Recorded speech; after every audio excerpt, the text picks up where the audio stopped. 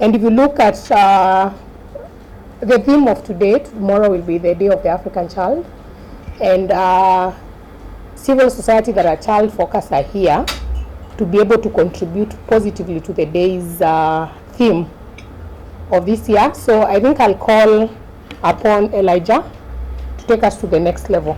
Thank you. Welcome, Don. Good morning. Good morning. So we'll straight away go to the statement, and I'll ask Save, the children, to give the first shot. So, good morning once again, ladies and gentlemen. Like my colleagues have said, we are here to issue a joint statement on behalf of the children of this country. This is after extensive consultations with different, children drawn from all the parts of the country. And so I'll just quickly read the first bit of the press statement, and then I'll call in my colleague Eunice to read the next bit. Now, the statement is titled Accelerating Protection, Empowerment and Equal Opportunity for Children in Kenya. Like I said, it's a joint statement issued by child-focused civil society organizations on the eve of the Day of the African Child. So in the introduction, we would wish to state that we stand with children all over the world to celebrate this year's Day of the African Child under the theme, the 2030 Agenda for Sustainable Development for Children in Africa, Accelerating Protection, Empowerment and Equal Opportunities. The celebrations avail an opportunity for all African countries, including Kenya, to reflect on the journey towards the implementation of the Sustainable Development Goals. We applaud the efforts made by the government of Kenya in developing a clear roadmap to the realization of the SDGs, namely the SDGs Kenya's Transition Strategy 2016 to 2018, and for beginning the process of developing the third medium-term plan of Vision 2030 in good time. As the world remembers students from Soweto, South Africa, who died and many others injured while they marched in protest against the poor quality of education and demanding to be taught in their own language in 1976, we stand with all the children in Kenya in highlighting their issues for action by the political and administrative leadership in the country. As child-focused CSOs, we collectively remind the political and administrative leadership in Kenya that the majority of Kenyan children today remain exposed to various forms of vulnerabilities, millions of whom do not fully enjoy their basic rights as provided for in Article 53 of the Constitution. Like I said at the very beginning, over the last 6 months, we have interacted and listened to children across various parts of the country, and today we jointly highlight the key issues that require action by the political and administrative leadership at the national and the county government levels. So there are quite a number of issues and recommendations that we'll be looking at. And the first issue that the children raised is around the effects of drought.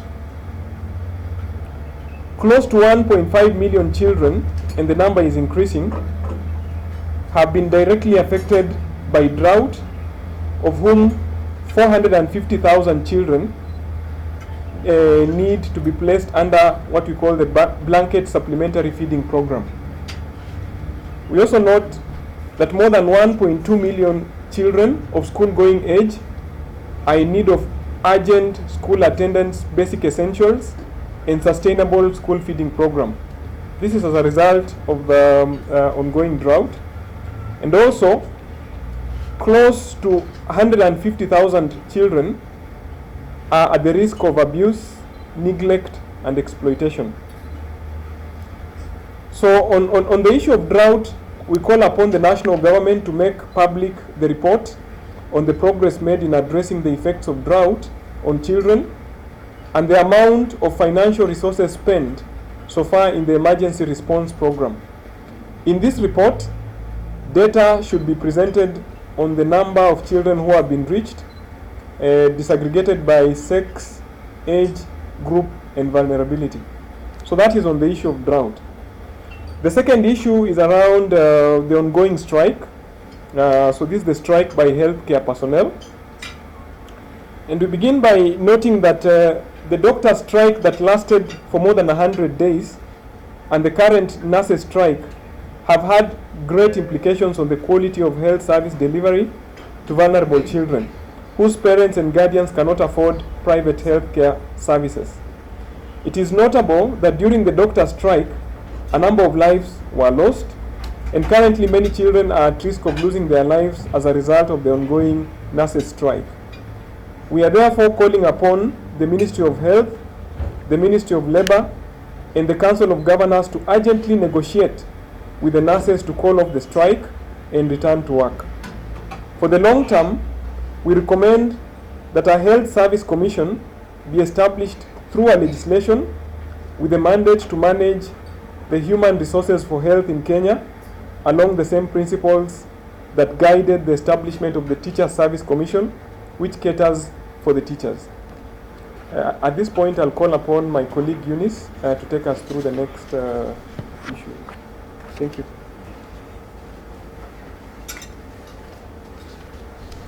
Thank you so much, Ibrahim. So we continue highlighting the issues affecting children and giving our recommendations on how these issues can be addressed. So the next issue is about access to quality basic education. Whereas enrollment of children in the early childhood development and education centers is on the increase, parents and guardians are still expected to pay for most of the services.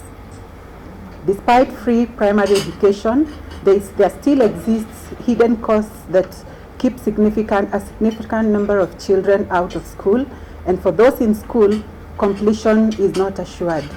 It is estimated that over 1 million children of school-going age continue to remain out of school. We therefore call on the county governments to commit, by way of resource allocation, to provide free ECD services for all children. We call upon the national government to commit to eliminate all hidden costs and provide for each child's school attendance needs, including a sustainable school feeding program. This should be done by way of increasing the capitation per child in primary schools and secondary schools. The data to inform budgeting for schools should be based on the number of all children of school-going age as opposed to the numbers already enrolled in schools. The next issue is on the status of violence against children. Children feel that there is little being done by the government to ensure ending violence against children. Majority of children continue to experience various forms of violence. Approximately 24% of girls and 7.6% of boys experience sexual violence, while 22% of girls are married off before their 18th birthday.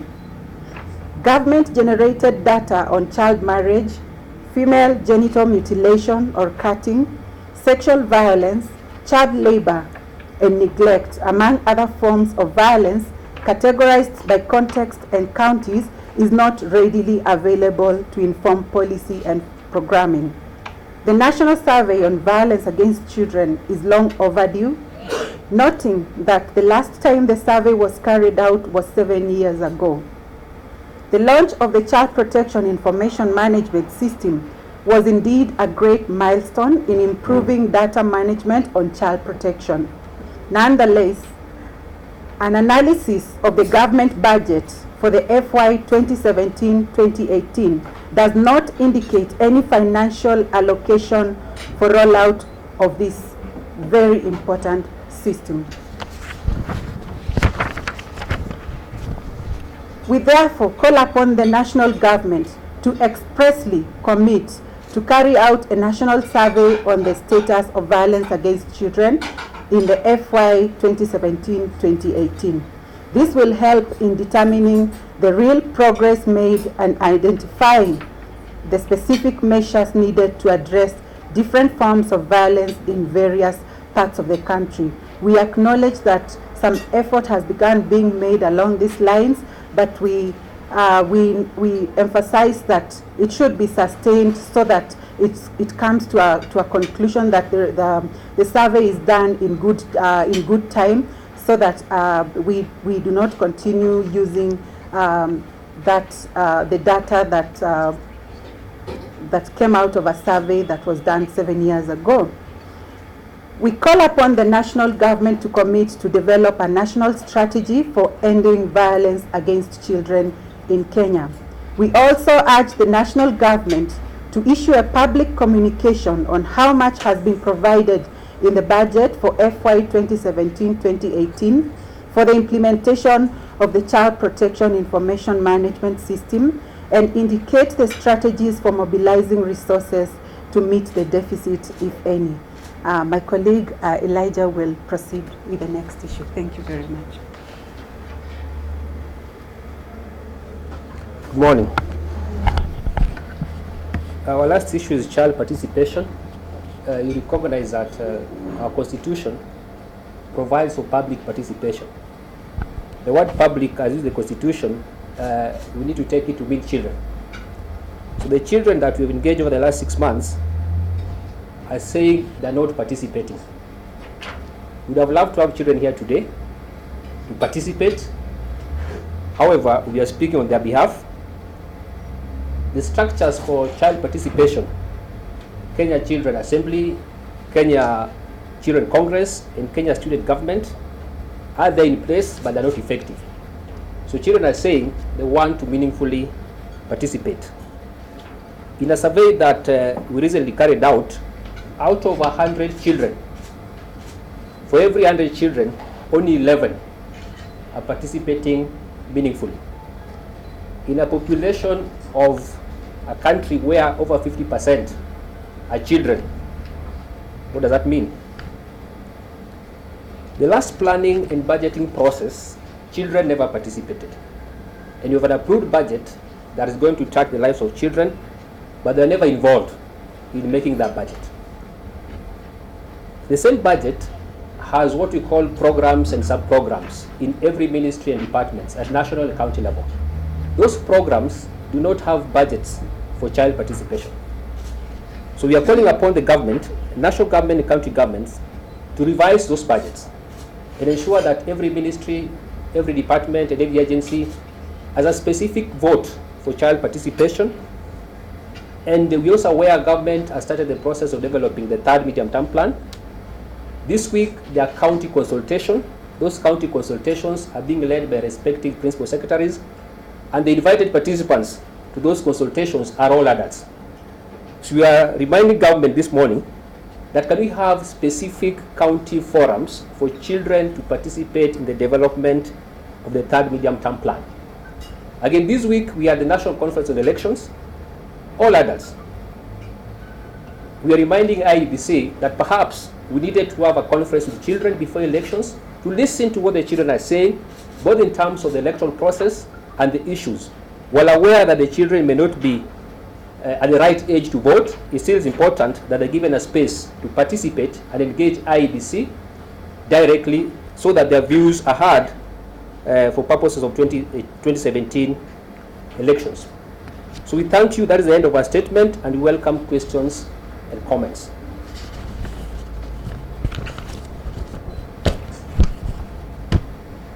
Any questions for us or comments? Clarifications? So we'll take the first three. So we have one. Second one. We have two.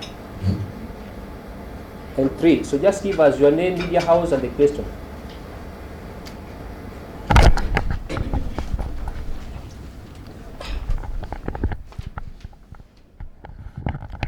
My name is Liz Amandla from Mtoto News, and my question goes to the aspect on strike. Yesterday I watched the news, and there were students from St. Anne's Primary who are involved in demonstrations on the road because one of their students was knocked down by a motorist, and also the traffic marshal who is supposed to control traffic, who helps children to cross the road. So my question is, how are children supposed to be involved when such things are happening? Are they supposed to be part of demonstrations, or should their teachers and parents do that on their behalf? Thank you.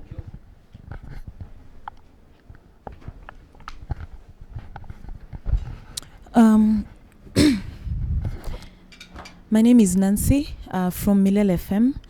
My question is about the issue on drought.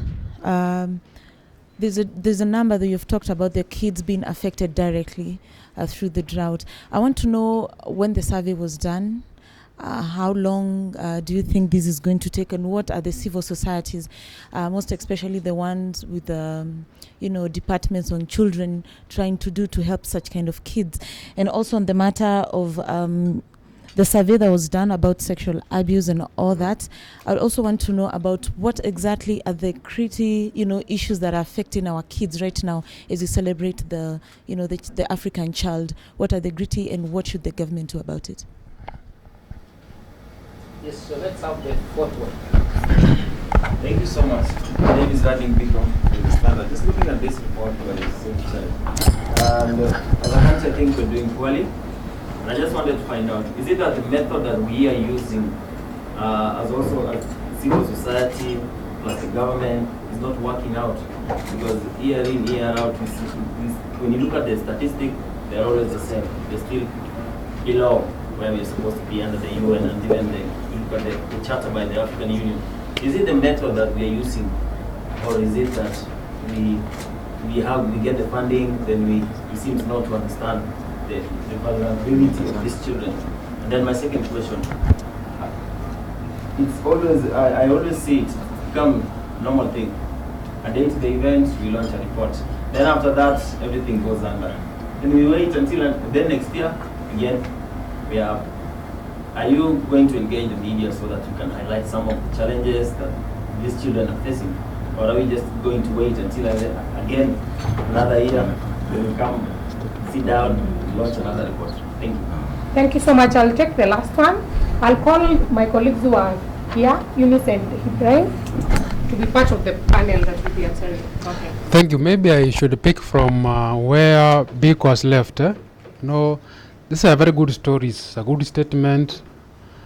But again, I think Bik was talking about the stories, the real stories of children. What are they undergoing in the villages, in the counties? Because it's lofty for us to maybe just highlight what the reports are, but the real stories. Because again, I'm sure this report coming at a time when we have a lot of noise.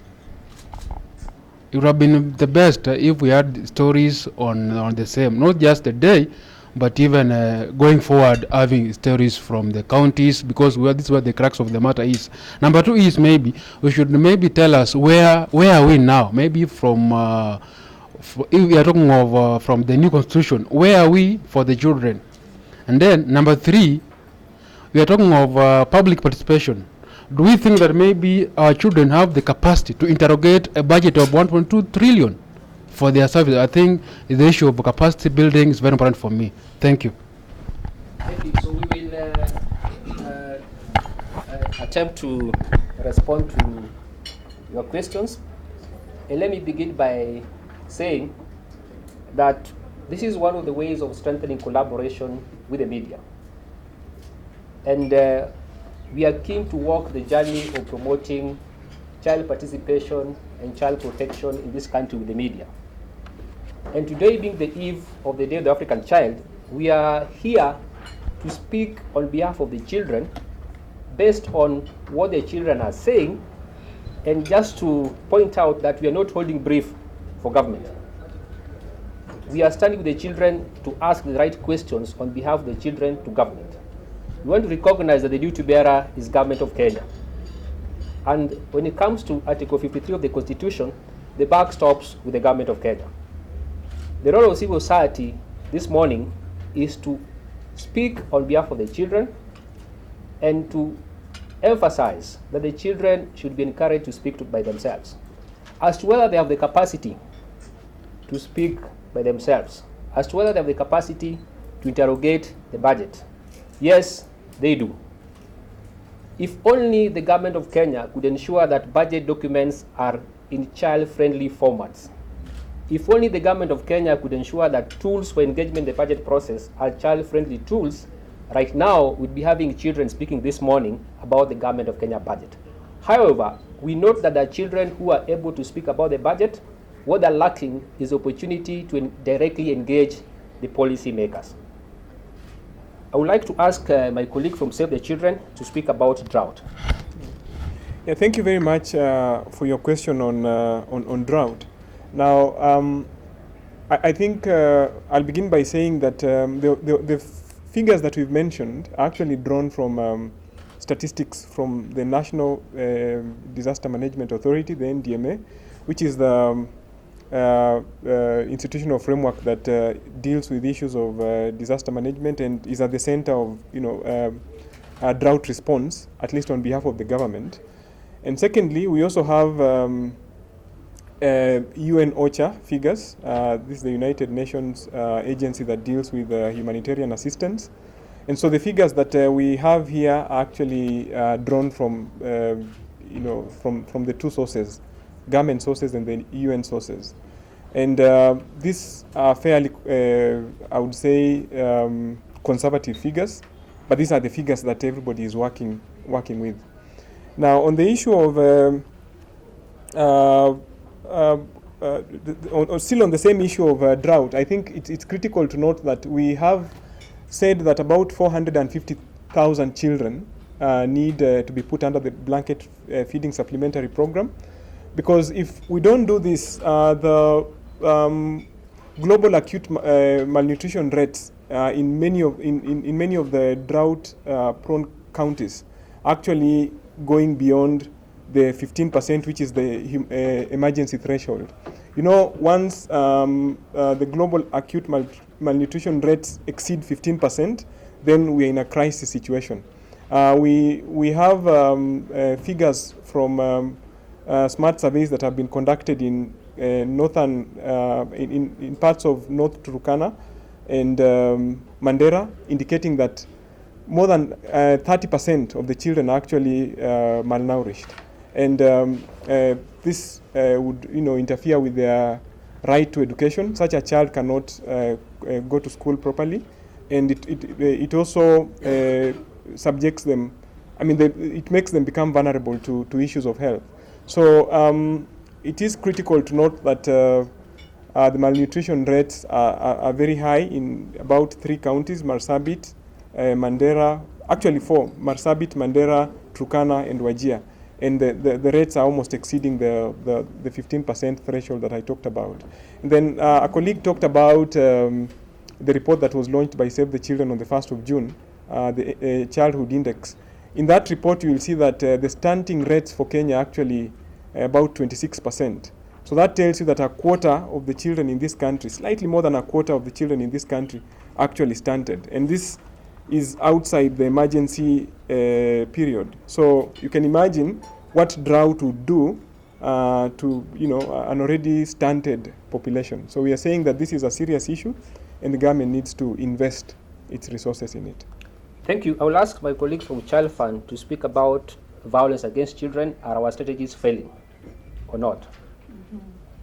So like I mentioned, as you were giving the statement, the study on violence against children, the Violence Against Children survey was done quite a while ago. And so without recent data, it may not be very easy for us to program or even have sound and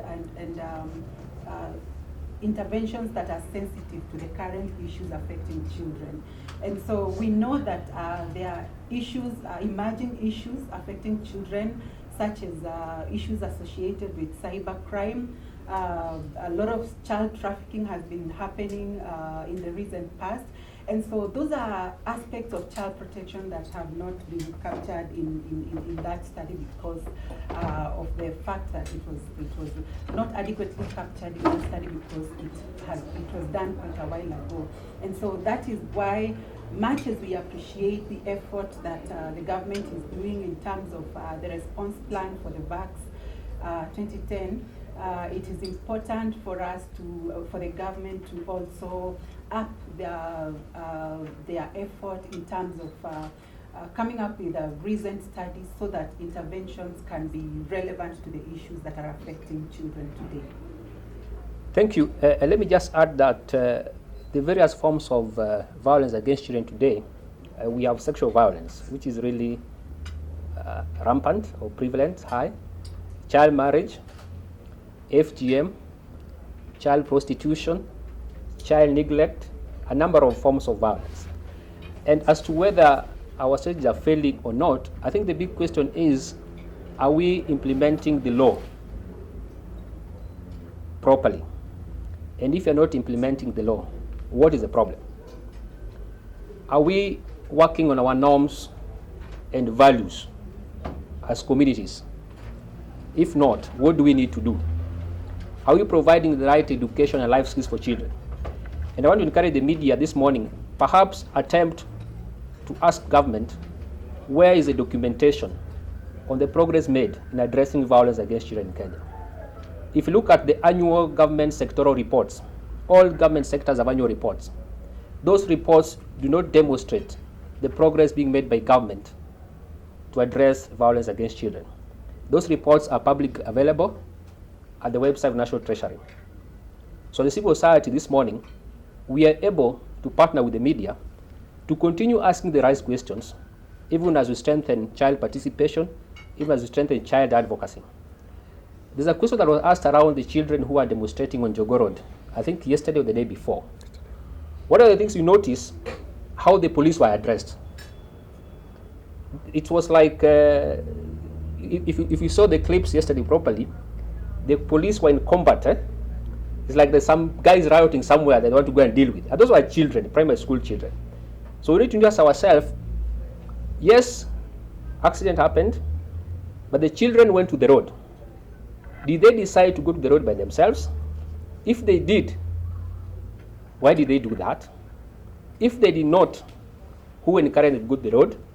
And do children going to the road to protest, in our view, a good indicator? It's important that we ensure that children are protected all the time. I would encourage the civil society this morning and the media, can we ask the question, why are children in this country demonstrating? Why are children protesting? What are the root causes as to why children are protesting? I think I'll leave the answer to you to go and investigate. Thank you. So I think we'll take the next round of questions, if any.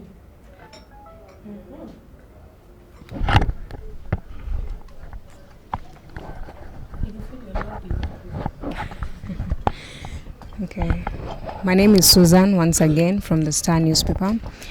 My question is, as we commemorate the African Day Child tomorrow, have you taken into consideration the street kids and their welfare and improving their lifestyles? Yes. Thank you once again. My name is Biko. I just want to find out, do you work with communities, like maybe the Maasai, the Korean? Because I've worked among these communities in line FGM and all that around the children. And you'll find that when their leaders are in parliament, they say this word. When you go to the ground, in the real sense, they tell you our culture is our culture. You're not going to tell us what to do in terms of protecting our children. So are you necessarily working with this community to ensure that at least our children are protected? Thank you. Thank you. So I'll ask Child Fund to deal the issue of street children. Someone else is asking. My name once again is Juliet Thuokemina from the Standard Group, and I'm actually adding on to what my colleague has said from the Star. It is quite pitiful nowadays, especially at the CBD, like where we work at the INM towers. It is pitiful to notice that the street kid menace, for lack of a better word, is back. Like I've noticed, there's a particular lady who sits just outside Tuskegee, that is near CBD, that is near INM. Sorry, And the lady every day has a different child. Like today you'll see her with a very light child. Okay, I am a mother, so I really notice children. So today you'll see her with a very light child. Tomorrow, believe me, you'll see her with a different child. And sometimes it really touches my heart, because sometimes I see her like she's sleeping and this child is sleeping. And believe you me, that particular lady never picks a child who is more than a year old. Every day you'll see her with a different child who is like 8 months and below. So my question is, or rather my comment is just related to what you're saying. What are we going to do about it? And even as we go towards evening, you'll find that the street kids, especially, before we never really used to see them so much within CBD, but I know they're back. And my worry is with time, it's going to be like a security risk, because like if you're a lady and you're walking, you actually feel threatened. You cannot even walk with your jewelry because you don't know where next you'll be attacked. So for me, my concern would be, how do we intend to address that issue? Thank you. Thank you so much. The last one, then. I'm Jaconia from the Standard. My question is, if you look at the school transport system, if you wake up early, which I believe most of us do, to go to work at about 5, you'll find kids on the road. They are going to school. Who is supposed to address that menace? That's number one. Number two, if you look at the school transport system, you see the evolution of the Nairobi Matatu. It starts from maybe Rongai. They are very flashy Matatus. Then they go to other routes like maybe South B, Westlands, Kangemi. Then finally they degenerate to the ones that go to Karen, the old ones. And finally they become school transport. Yeah. So the next thing they can do after that is to carry charcoal. So that is violence against children, according to me. So who is supposed to address that? Thank you. Thank you so much. Well, just to re-emphasize the fact that the Department of Children's Services is actually doing very good work in terms of coming up with initiatives to address issues affecting all children. We are not going to single out street children, because children in Kenya are children, and all categories of children who are vulnerable in one way or the other have a right to be protected, so to speak.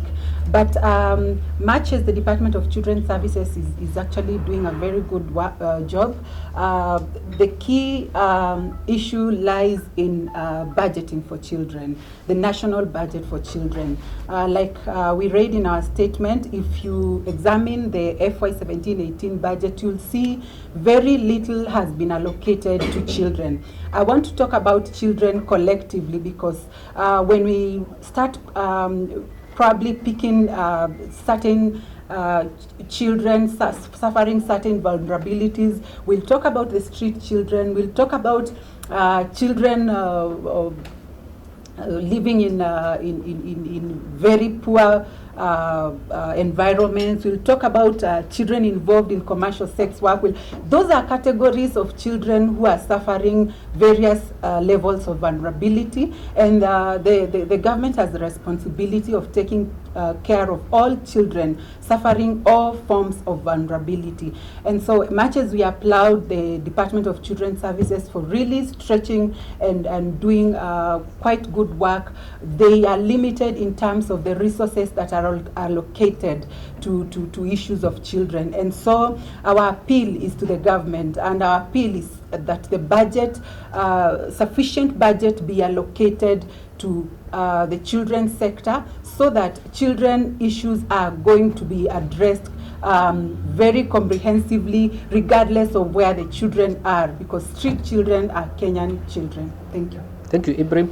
Yeah, maybe just a quick follow-up on that. I think insofar as the policy and legal environment is concerned, we are sorted as a country. If you look at the Children's Act, it tells us very clearly what we're supposed to do with children, quote-unquote, living and working on the streets. They're supposed to be rescued and dealt with subsequently. But now the challenge is the enforcement of that legislation, and this is where I think civil societies and the media are supposed to hold the government to account, so that they can enforce the very good legal and policy environment that we have. Eunice has talked about budgetary allocations. There is money that is allocated to the Street Families Rehabilitation Fund. As civil societies and the media, what are we doing to ensure that that allocation is actually put to proper use. Because it's one thing to have an allocation and it's another thing to utilize that amount of money. So I think it also behoves on us to ensure that we hold the government to account on the little resources that have been allocated to, say, the Street Families Rehabilitation Fund and Child Welfare Society of Kenya also. There is an allocation specifically made in this year's financial budget. So I think the duty is on us also to push for the accountability of that. But insofar as the policy and legal environment is concerned, I think we are good. The only challenge is the enforcement of that policy and legal framework. Thank you. We work in all the counties in Kenya. The question was asked as to whether we work with the communities. All the agencies that are here this morning work in various communities in Kenya and interact with these children. So whereas there could be a perception that maybe children are saying this is our culture, this is what we have been growing up doing, we recommend strongly that can we work with the children on the right norms and the right value systems. I think it's our responsibility collectively to address the issue of norms and values in the communities where we work. So yes, we work with children. On the issue of the school transport system, I think we need to ask ourselves, what is the pressure that makes children want to leave their houses at 5 a.m. or 6 a.m.? It has to do with what's offered in school. We are convinced that with the proposed curriculum, a number of aspects will be addressed. The load in schools will reduce, the learning hours will be managed. We'd like to suggest that this conversation, we take it forward with the Ministry of Education, and you realize all the issues that we are raising here today, the mandate touches on different ministries. So issues on education, we are following up with the Ministry of Education and Civil Society, and we're consistently engaging to ensure that those issues are addressed. Issues on health, we're engaging with the Ministry of Health to follow up that they're addressed. There are issues here on child protection. As Eunice said, we are engaging directly with the Department of Children's Services.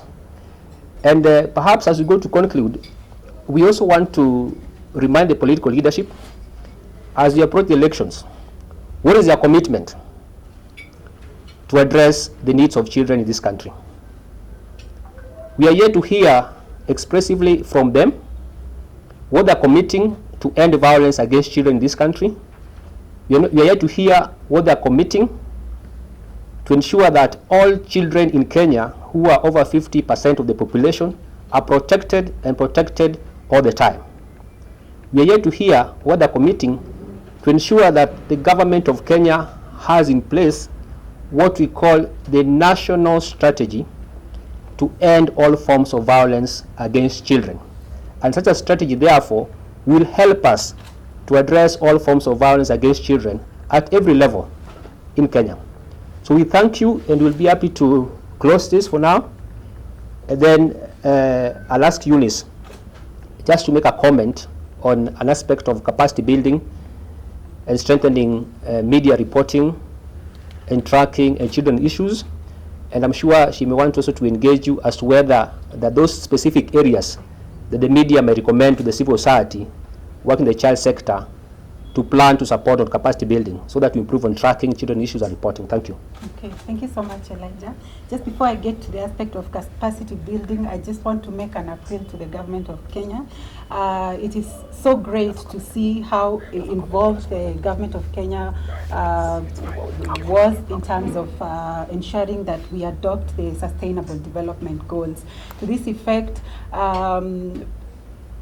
it is also very commendable that there is a plan to implement the same goals.